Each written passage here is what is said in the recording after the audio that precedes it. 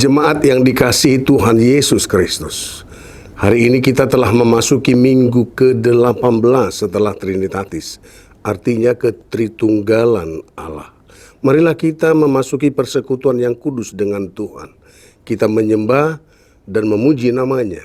Kita bernyanyi dari buku Ende nomor 2 ayat yang pertama. Naing pujiokuho Jehovah.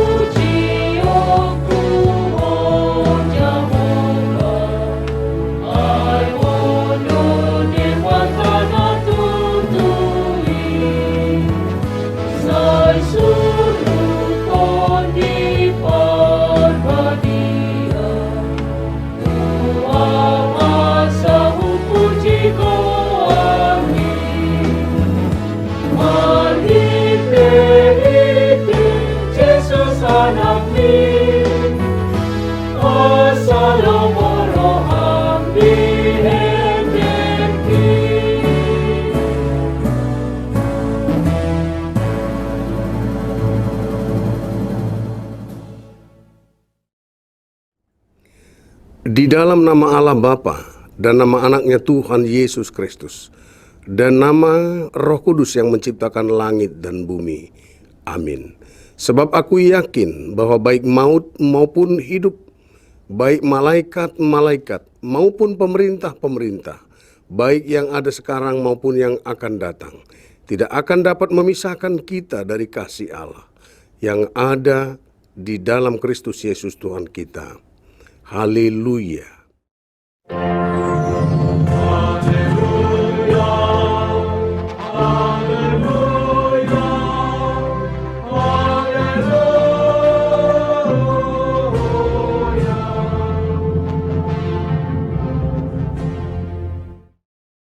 Marilah kita berdoa. Ya Tuhan Allah, Engkaulah sumber kasih dan damai. Berilah kami kasih dan damai yang dari Tuhan. Lindungilah hamba-Mu melawan tipu daya si iblis, agar kami terlepas dari pencobaan dan ketakutan. Engkaulah pengharapan dan perlindungan kami. Pimpin dan tuntunlah kami dalam perjalanan hidup kami. Karena anak-Mu, Yesus Kristus Tuhan kami. Amin. Kita bernyanyi dari buku Ende nomor 403 ayat yang pertama. Pos rohaku di Tuhaku.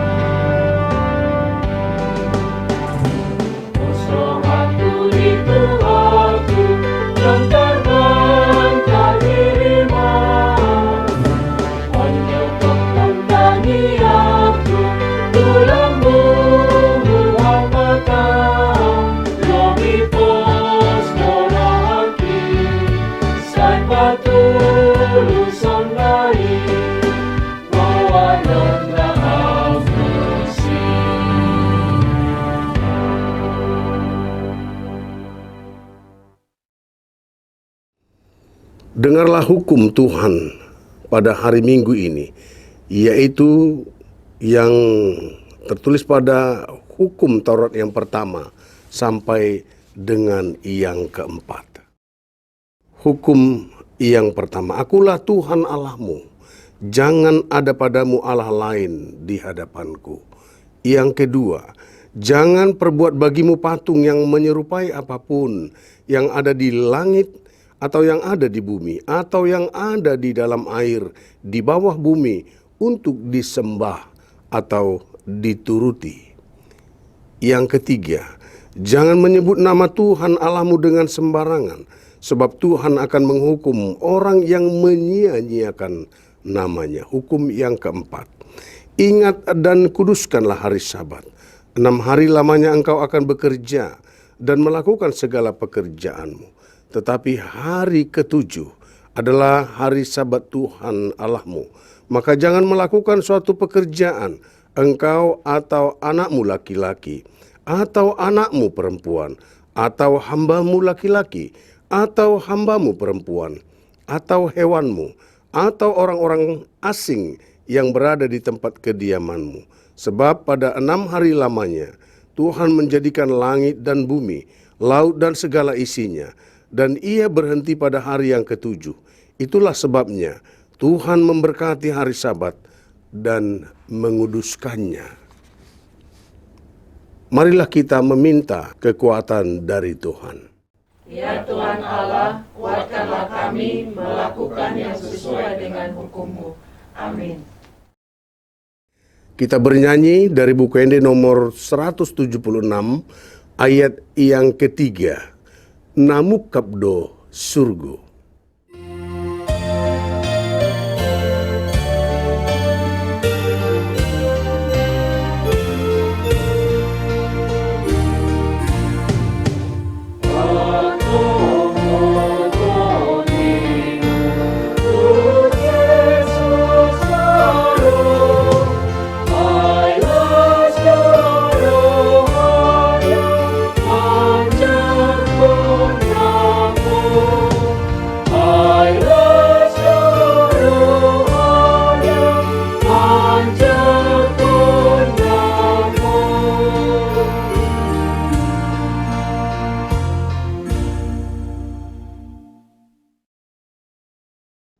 Marilah kita mengaku dosa-dosa kita di hadapan Tuhan. Kita berdoa.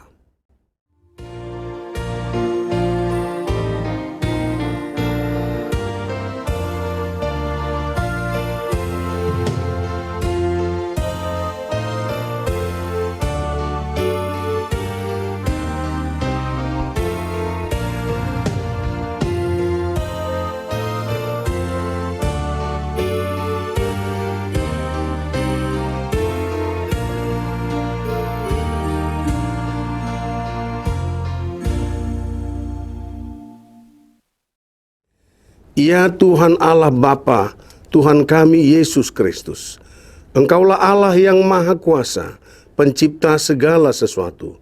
Engkau adalah adil, menghakimi semua orang. Kami datang ke hadapan-Mu, mengaku segala dosa kami yang kami lakukan karena melanggar hukum-Mu, baik melalui perkataan kami yang tidak benar, maupun karena nafsu, keinginan duniawi yang selalu mempengaruhi kami. Kami patut mendapat murka Tuhan akibat dosa kami itu. Tetapi Engkau adalah Tuhan pengasih dan penyayang. Kasihanilah kami. Ampunilah segala dosa-dosa dan kesalahan kami di dalam Anak-Mu Tuhan Yesus Kristus. Karuniakanlah kami Roh Kudus, agar kami setia mengikuti Engkau di dalam kebenaran dan kekudusan, dan memperoleh hidup yang kekal yang Tuhan janjikan bagi setiap orang yang percaya kepada Anak-Mu, Yesus Kristus, Tuhan dan Juru Selamat kami. Amin.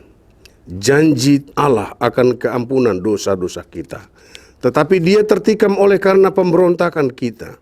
Dia diremukkan oleh karena kejahatan kita. Ganjaran yang mendatangkan keselamatan bagi kita ditimpakan kepadanya. Oleh bilur-bilurnya kita menjadi sembuh.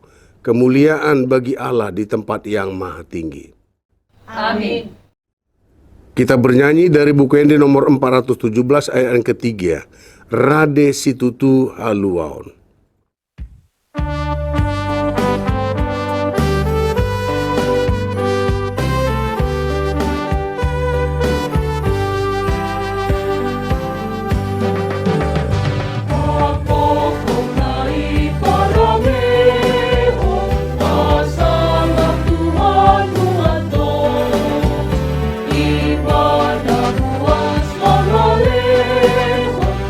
Tuhan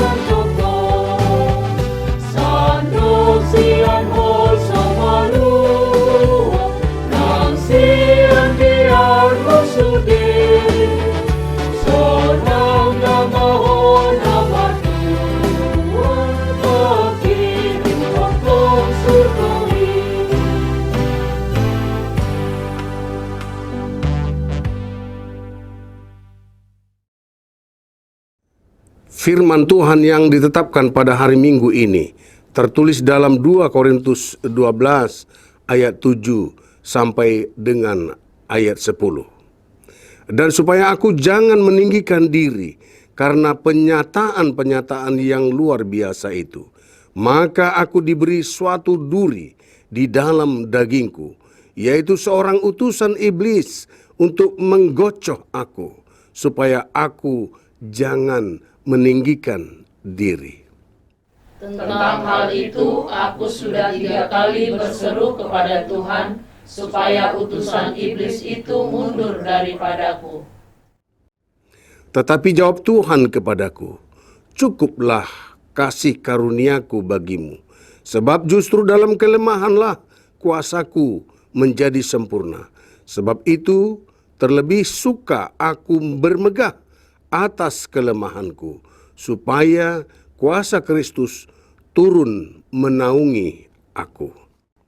Karena itu aku senang dan rela di dalam kelemahan, di dalam siksaan, di dalam kesukaran, di dalam penganiayaan dan kesesakan oleh karena Kristus. Sebab jika aku lemah, maka aku kuat. Demikian pembacaan firman Tuhan. Berbahagialah orang yang mendengar firman Allah serta memeliharanya. Amin. Kita bernyanyi dari buku Ende nomor 466 ayat yang keempat. Nungaroau o Tuhaku.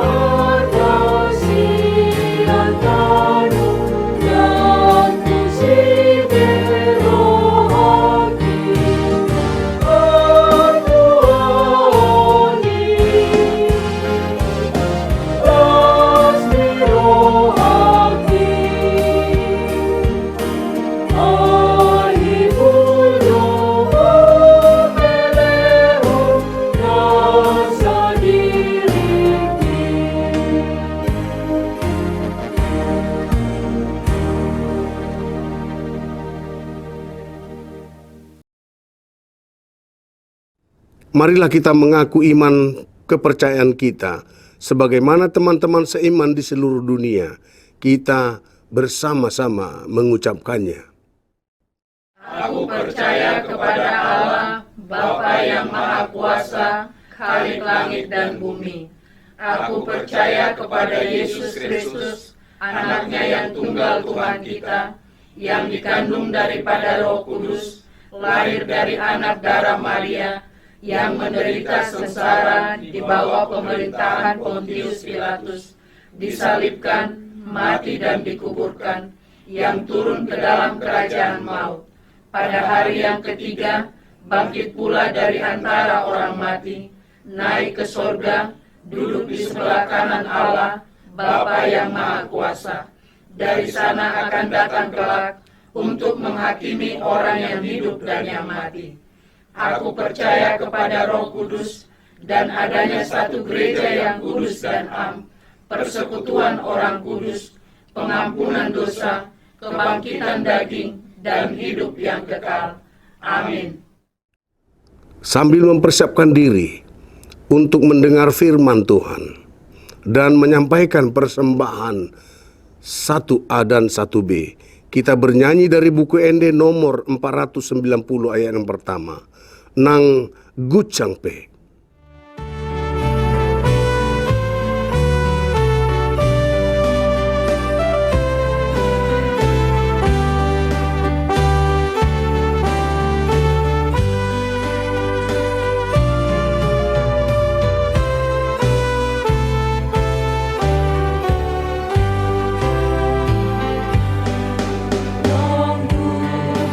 Sampai taruh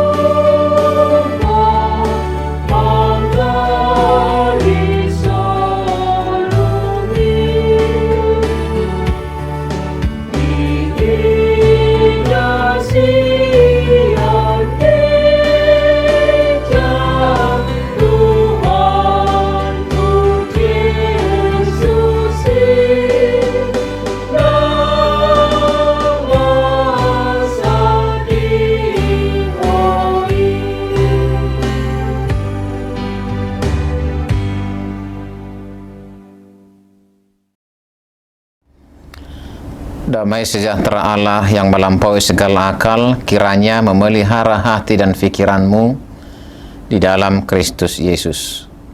Amin. Saudara yang dikasihi Tuhan Yesus Kristus, firman Tuhan yang menjadi khotbah pada kebaktian minggu ke-18 setelah Trinitatis tertulis dalam kitab Nehemia pasal 5 ayat 1 sampai 13. Beginilah firman Tuhan. Maka terdengarlah keluhan yang keras dari rakyat dan juga dari pihak para istri terhadap sesama orang Yahudi. Ada yang berteriak, anak laki-laki dan anak perempuan kami banyak dan kami harus mendapat gandum supaya kami dapat makan dan hidup. Dan ada yang berteriak, ladang dan kebun anggur dan rumah kami gadaikan untuk mendapatkan gandum pada waktu kelaparan. Ada juga yang berteriak, kami harus meminjam uang untuk membayar pajak yang dikenakan raja atas ladang dan kebun anggur kami. Sekarang, walaupun kami ini saudara sedaging dengan saudara-saudara sebangsa kami, dan anak-anak kami sama dengan anak-anak mereka, namun kami terpaksa membiarkan anak-anak lelaki dan anak-anak perempuan kami menjadi budak, dan sudah beberapa anak perempuan kami harus membiarkan diri dimiliki orang. Kami tidak dapat berbuat apa-apa karena ladang dan kebun anggur kami sudah di tangan orang lain. Maka sangat marahlah aku ketika ku dengar keluhan mereka dan berita-berita itu. Setelah berpikir masak-masak, aku menggugat para pemuka dan para penguasa. Kataku kepada mereka, masing-masing kamu telah makan riba dari saudara-saudaramu. Lalu kau adakan terhadap mereka suatu sidang jemaah yang besar. Berkatalah aku kepada mereka, kami selalu berusaha sedapat-dapatnya untuk menebus sesama orang Yahudi yang dijual kepada bangsa-bangsa lain. Tetapi kamu ini justru menjual saudara-saudaramu, supaya mereka dibeli lagi oleh kami. Mereka berdiam diri karena tidak dapat membantah. Kataku, tidaklah patut apa yang kamu lakukan itu. Bukankah kamu harus berlaku dengan takut akan Allah kita, untuk menghindarkan diri dari cercaan bangsa-bangsa lain, musuh-musuh kita? Juga aku dan saudara-saudaraku dan anak buahku telah membungakan uang dengan gandum pada mereka. Biarlah kita hapuskan hutang mereka itu. Biarlah kamu kembalikan kepada mereka hari ini juga ladang mereka, kebun anggur, kebun zaitun, dan rumah mereka. Pula hapuskanlah hutang mereka, yakni uang serta gandum, anggur dan minyak yang kamu tagih daripada mereka. Berkatalah mereka, itu akan kami kembalikan, dan kami tidak akan menuntut apa-apa dari mereka.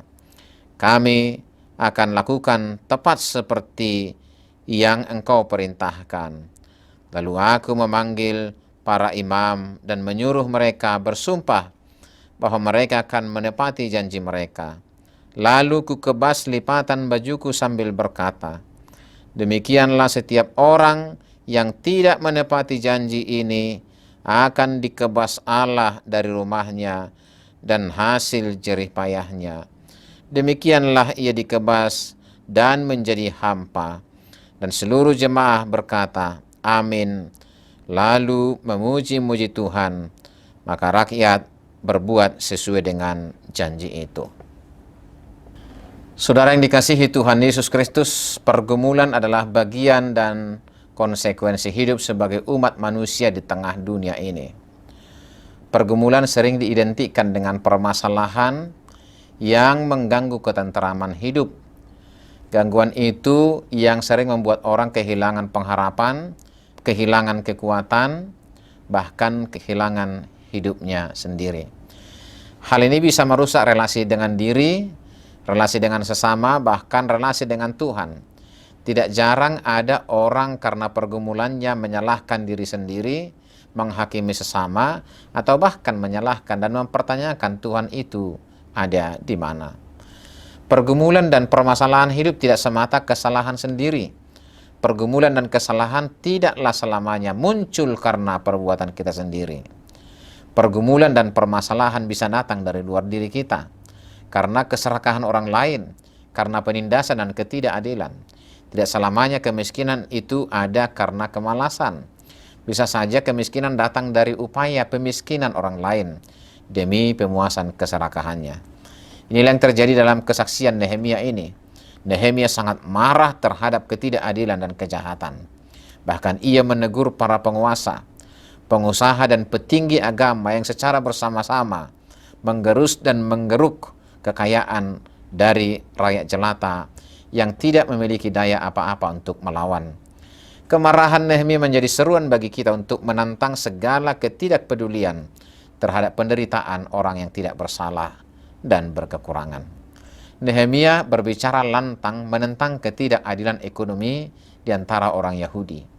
Mereka menindas kaum miskin dengan memaksa mereka menggadaikan tanah dan rumah mereka serta meminjam uang untuk membeli makanan.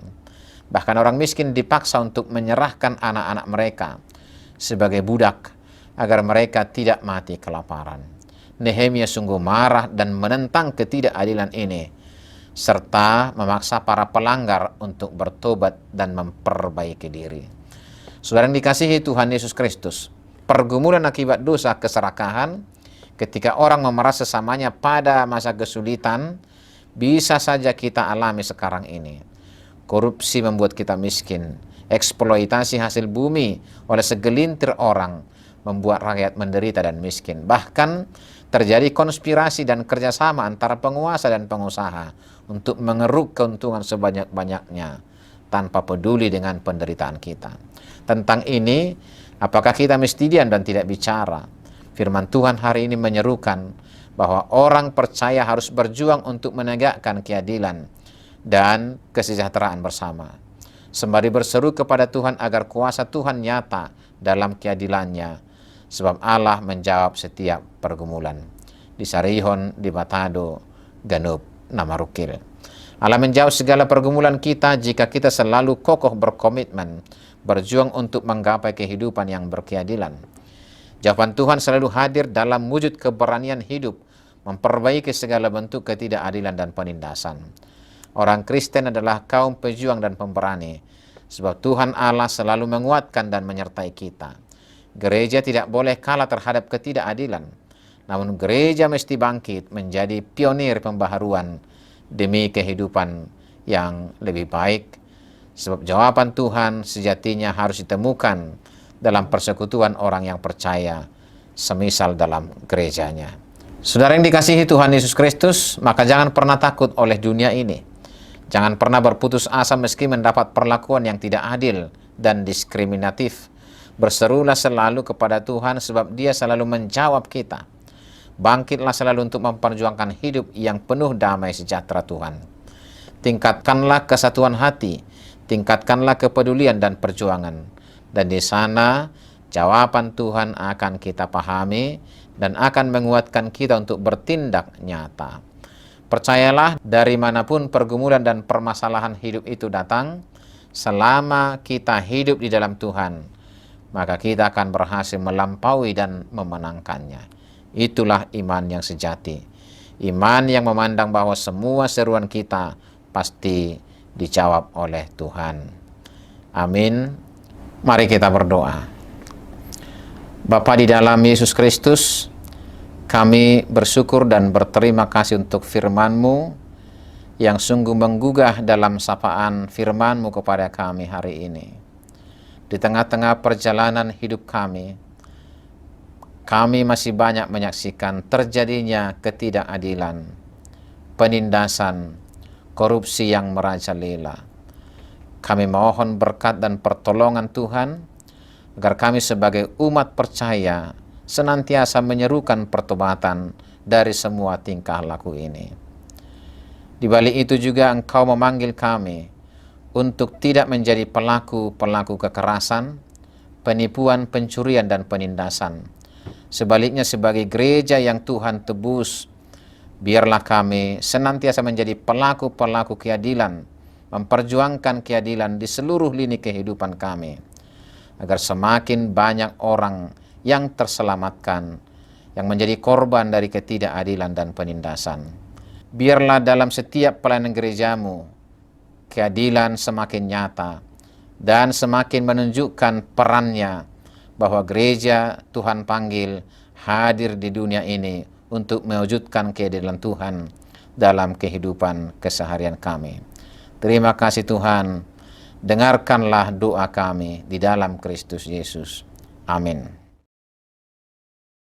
Kita bernyanyi dari buku ND nomor 716 dan kita mengumpulkan persembahan yang kedua.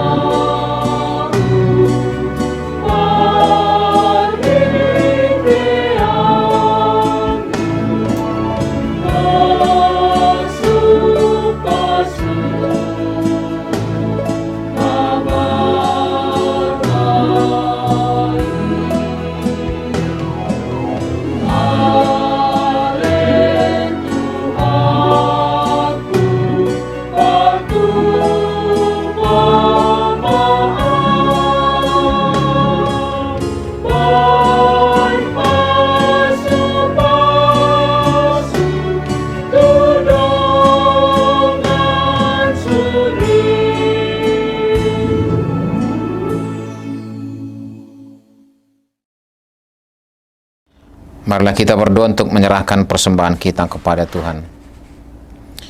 Ya Allah Bapa kami yang di sorga, kami mengaku bahwa Tuhan adalah sumber dari segala karunia yang melimpah dalam kehidupan kami masing-masing. Sebahagian daripada karunia itu kami serahkan kembali sebagai persembahan kepada Tuhan. Terimalah dan berkatilah persembahan umat-Mu ini, agar dapat kami pergunakan untuk pekerjaan dan pelayanan kerajaan Tuhan di dunia ini. Bukalah hati kami untuk mengenal betapa banyak berkat dan karunia yang kami peroleh dari Tuhan, supaya kami senantiasa bersyukur kepadamu. Di dalam nama Yesus Kristus Tuhan kami. Amin.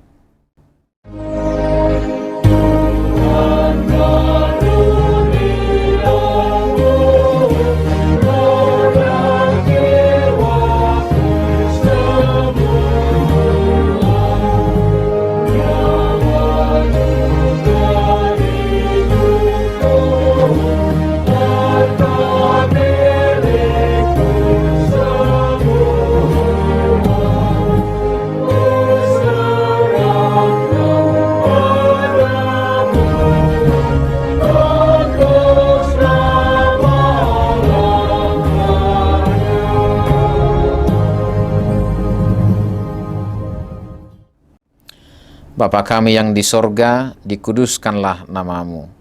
Datanglah kerajaanmu. Jadilah kehendak-Mu di bumi seperti di sorga. Berikanlah kami pada hari ini makanan kami yang secukupnya. Dan ampunilah kami akan kesalahan kami, seperti kami juga telah mengampuni orang yang bersalah kepada kami. Dan janganlah membawa kami ke dalam pencobaan, tetapi lepaskanlah kami daripada yang jahat.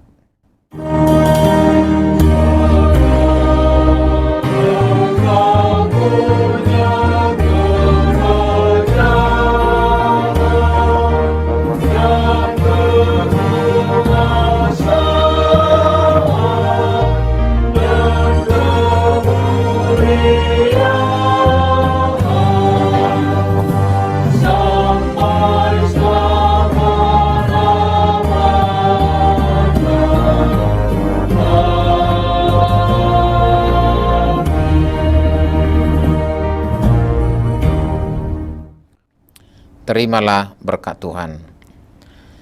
Tuhan memberkati engkau dan melindungi engkau. Tuhan menyinari engkau dengan wajah-Nya dan memberi engkau kasih karunia. Tuhan menghadapkan wajah-Nya kepadamu dan memberi engkau damai sejahtera.